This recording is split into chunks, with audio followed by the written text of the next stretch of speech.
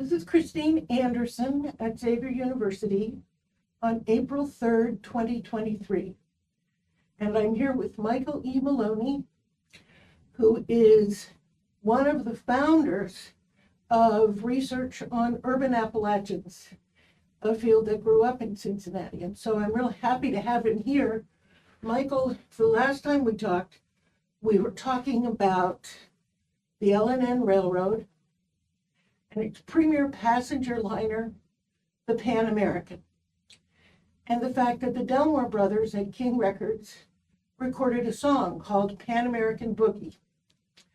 There are also other songs, Hank Williams had a Pan American song, and DeFord Bailey in the 1920s at the Grand Ole Opry had a song called Pan American Blues on the harmonica. And I used to listen to the Grand Ole Opry on a hilltop in eastern Kentucky. Yes, and you also used to live very near where the L&N Railroad ran. So could you tell us a little bit about where that was and why it was important to you? Well, in 1942, we had troubles with a neighbor of the murderous kind. Oh dear. And so we moved about 10 miles away because my mother didn't want that little feud to continue with my son, with my older brothers getting involved. I was only 2 years old when this happened, and we happened to move to Oakdale, Kentucky, which was at that time on the L&N Railroad. It still is on the L&N Railroad, but the L&N don't stop there anymore. There is no L&N Railroad anymore. It's all shut down. And that's an actual verse of a song, the L&N Don't Stop It. And it's I was born and raised at the mouth of the Hazard Holler. And then there's some more lines, and it says, now they're sitting cold and empty. The L&N don't stop here anymore. So I lived through that experience in eastern Kentucky, seeing the rail stations be abandoned and not providing passenger services. That was the main reason a train would stop, to get water or to drop off a passenger or even important mail. So the railroad was a big source of employment. And my sister, one of my sisters, right at the end of World War II, worked as a station master at one of these little stations. If the train was going to stop, if it had passengers or mail or had to pick up something or someone, they would blow the whistle, and that's why they were called whistle stops. So I had the whole experience of the whistle stop. The automobile, this was early to mid 40s, automobile hardly existed in that part of eastern Kentucky. The only way you could get to the county seat to conduct business was on the train. So the railroad was our lifeline to the outside world. If we wanted to come to Cincinnati or go to Lexington or somewhere like that, we would take the train. The nearest bus was in Richmond, Kentucky, which is way down in the bluegrass as far as we were concerned, maybe 50 miles away. We had to take the train to get to the bus. And that's why there are so many songs that mention the railroad or the train in bluegrass, in blues, in all the kinds of music that came out of that part of the world. There's a lot about, you can take a highway to heaven, you can go to heaven on the train, you can go to Cincinnati on the train. And so the one way that I express it is to quote another song. It said, "Freight train whistle taught me how to cry." And there's another one, the railroad runs through the middle of the house. Well, if you live anywhere near the railroad, when the train goes by, especially if it's a coal train, it shakes the heck out of your house, and it feels like the train is going through the middle of your house. So I don't want to interrupt you, but you have written, when you talk about urban Appalachians, people who were migrants from the Appalachian South who came north to cities like Cincinnati, and of course, since the Pan American ran from New Orleans to Cincinnati, many of them would have stopped here. Did a lot of those migrants ride the train? They did, and World War II made the train awfully important to our people because the enlistment rates for soldiers, and I had a sister who was a WAC, and women joined the Army too. So a lot of our activity involved coming up here to find jobs, of course. And one reason we could come up here to find jobs is a lot of Cincinnatians, a lot of us went off to war, but a lot of Cincinnatians, you can imagine how many, leaving jobs, wartime jobs. So the war was an opportunity to get killed and to be sad and all of that, and have your heart broken. But it was also a fantastic amount of jobs to people who weren't used to having anything like a decent paying job. So the train station was very important to people from the mountains because it was their way off to war. It was their way off to work in the factory. It was on their way to Cleveland or Chicago or one of the other Midwest cities that drew so many people to work in factories. Yeah. And that's fascinating. And of course, some of those, there were also migrants from further south, both black and white. The Delmore brothers had started out also living on the L&N Railroad, just down, not very far away from where Hank Williams, who starts his song Pan American by saying the train went by his house, and that's why he wrote about it. They were sharecroppers. Their families were sharecropping family in Alabama. And their first migration was to Decatur, Alabama.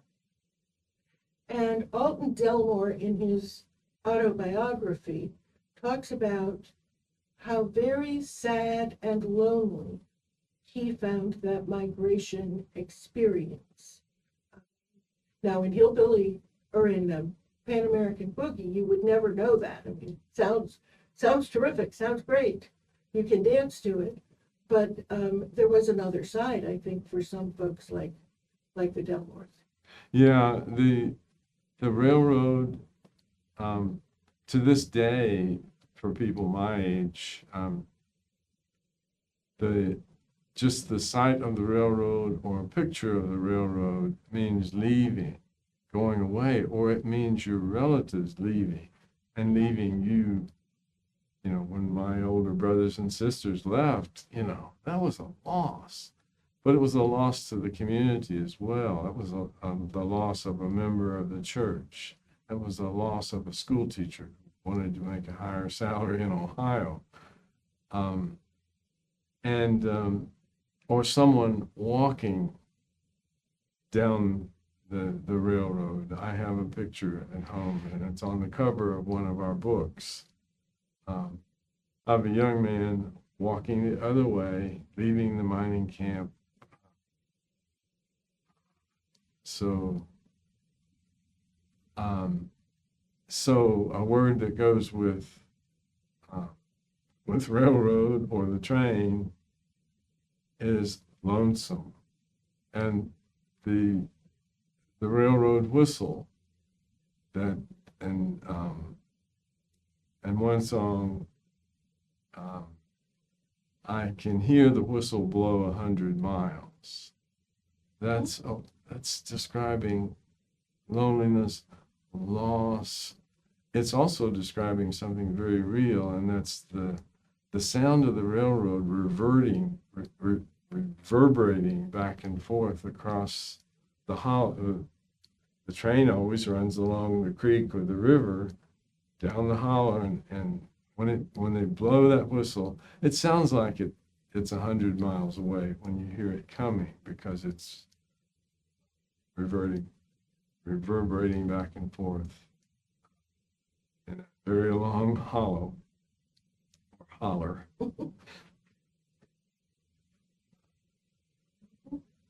So I'm curious, so are there other things about the railroad that are important? We're going to be talking about, we'd like a marker for the Purple People Bridge, because it was the L&N Railroad Bridge before it became a pedestrian bridge. So it seemed like a very good place to remember the Delmore Brothers recording that song at King, but also the other songs about the L&N. Well, after I read Wilkerson's the strength of other suns, or The Warmth of Other the Suns? warmth of other suns, SONS, Mm-hmm. I came to realize more that for Southern blacks, the railroad and the train meant freedom. And it did to us, but it was economic freedom. To some degree, and that included getting away from bosses who treated you worse than they did their mule, because the mule had more economic value than a man. So Wilkerson describes how sometimes people would have to take a bus or a train to the next village to really get on the train that went north, because if the local white people found out you were leaving, that was stealing their labor in their minds, Mm-hmm. and you didn't have a right to do that. You didn't have a right to your own body or your own labor. So to have to sneak away to get on the train, and usually a man would go by himself and then send for his family later, and she too would, with children, would have to sneak out of town. So, and that's something that all Southerners have in common, is the freedom that the railroad gave us to leave. Mm-hmm. It was also that very important thing of just being able to go to the county seat. Railroad highways were not developed when I was a child. Mm-hmm. So our only way to get to town, if you had to go to the courthouse or go there to buy something that you couldn't get in your little hamlet or holler, the train gave, and it was a joyous thing for my mother, who had 9 children, who were leaving about one a year to come up here to work, to be able to take the children and go to town on the train. It didn't cost that much to do that, so even poor people could sometimes get to ride the train. But before the end of the day, my mother would always say, "Children, we've got to get out of town before somebody gets shot." And in the county seat of our county, well, that's a whole other story. But you know how people from the mountains are. They have lots, or from anywhere in the South, we have lots of stories. But to study country music, to study bluegrass music or the blues, is to see where black and white cultures meet. It's to understand the train and the railroad and their relationship to the culture and our relationship to the train, because it stood for all those things. That's a wonderful insight that I think not so many people have talked about. We talk about people moving, and of course for King, that interchange of culture and of music was very important, because that's kind of where rock and roll came from, was from rhythm and blues and bluegrass. But there are scholars who say that in the South, blacks and whites traded music all the time.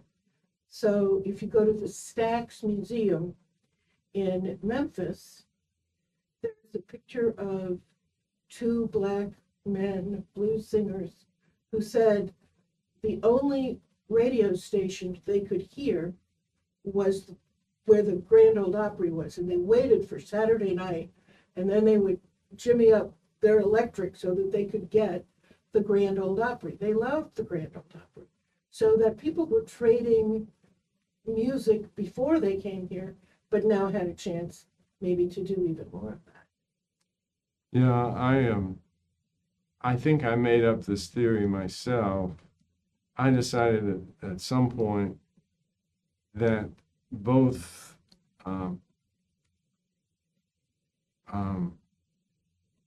bluegrass and jazz were really the music of urbanization, of people leaving the small town or village or holler or bayou. And the themes are about going off to the strange city.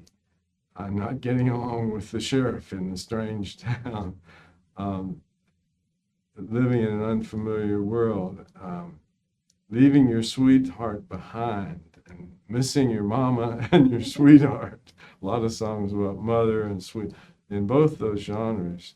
So I say bluegrass is what happened when Southern blacks were creating jazz, but they traded all those genres, because in the world of music, you reached out and grabbed what was available to you and what instrument. Blacks brought the banjo in, but poor whites grabbed onto it so quickly that most people thought it was a white instrument. That's just one of the strongest examples of the trading, but that went on in dance as well as in music. And then Elvis learned how to shake from blacks, and then one black musician, I think it was, said that he taught white people how to shake their booty, because we didn't move anything below the stomach. Mm-hmm. You didn't move your hips. Mm-hmm. We danced with our feet, with our legs straight. Elvis just blew all that apart, but that was But he did learn that in black churches. Right, he did. Mm-hmm. He made it apparent that there was this exchange of culture going on. Some people found that very threatening. I'm sure they did. If white supremacy was your religion, you lost something with that. Mm-hmm. That mentality is still there, that if they gain something, I lose something. It's one of the saddest parts of the current state of our culture. It is. Perhaps that's why I like King Records so much, because it's sort of the opposite of that. It's additive. Mm-hmm. So that, and Debbie Delmore, Alden's daughter, who still lives in Alabama, was so proud when they did the series on the Grand Ole Opry and country music on PBS that they pointed out that her father and uncle were really close friends with DeFord Bailey, the only really black artist at the Grand Ole Opry. She was very pleased that someone called attention to that because it mattered to her. And of course, at King, they would have recorded with other people, and they worked with Henry Glover, who was the first black music executive almost in the whole country. So, who must have taught them boogie. Not a bluegrass genre. And I think you pointed out that the guy who had the recording studio, that he had his office near Central Parkway, which was the dividing line between then white over the Rhine and black West End. Mm-hmm. So the very location of his studio revealed that thing of wanting to bring people together, bring those musical traditions together. Mm-hmm. So he did us all a great service. He did. That was his record store, and so sometimes King. Yeah, King. Well, but Sid Nathan started out the Central Avenue was where he had a record store, and sometimes country singers like the Delmores would come in from Midwestern Hayride looking for new material, and they would find black artists' records and adapt those to their needs. Yes, I think that's important. It may also be important that Sid Nathan was Jewish, and so he said he was making records for the little man. So those migrants who made so much of that music were exactly who he was. Well, that kind of joining of cultures is still happening. We had an event in Camp Washington recently. There was a Jewish man who lived on a farm in northern Kentucky who played traditional Appalachian instruments, including a handsaw. There was a Native American, a black woman, a black male, a white Appalachian woman, and they ended up playing a song together that they just made up, on the spot. I thought how fitting, because this has been going on for a long, long time. It's good that today's generation is still doing that kind of thing. Yes.